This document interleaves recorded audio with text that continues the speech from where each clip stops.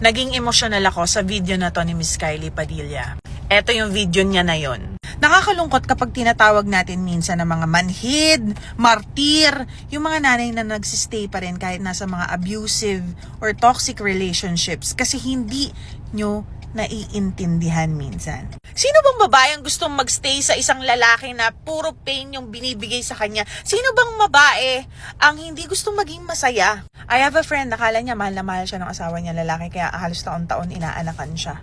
Yung pala ng bababae na, tapos siya, dahil marami siyang anak, she has to stay home, alagaan yung children. So wala siyang source of income. Alam na niya ng bababae yung asawa niya, pero tinitiis niya kasi hindi mabubuhay, hindi makakapag-aral, at hindi makakain ng tama yung mga anak niya kapag inuna niya yung sarili niya. Kaya lagi ko sinasabi sa mga babae, okay lang maging stay-at-home mom, pero make sure you have your own money in case of. Naalala ko yung nanay ko na naging sobrang alcoholic na yung tatay ko. Takang-taka rin kami magkapatid kung bakit niya tinitiis eh. Tapos ngayon, naiintindihan na namin, para sa amin pala.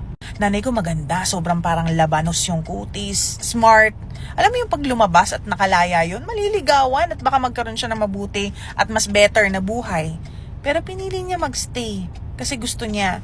May tatay kami, buo kami, parang ganun. Ay, hanggang ngayon hindi ko siya maintindihan pero ayun ang ginawa niya, yun ang naging choice niya. Tignan niyo yung mga comments sa video niya. To my mom, go out that door and run. It's okay. Doon ako medyo tinamaan talaga. Naiiyak ako kasi parang na-realize ko na, alam mo yun, sa totoo lang, yung mga anak, pag nagkaroon na sila ng isip, nagkaroon na sila ng parang mga idea kung ano talaga nangyayari, gusto rin nilang iligtas yung mga nanay nila. Tingnan mo, yung si Mima Rem naman, bakit ka nagtitiis, hindi ka na pala masaya? Kasi nanay ako. Alam mo yun, nakakaiyak. Sa comment section yung mga anak na yun, nag-i-encourage sa mga nanay nila na, sige na ma, iwan mo na. Okay lang kami. Lo! Woo! Mother's love nga naman, no?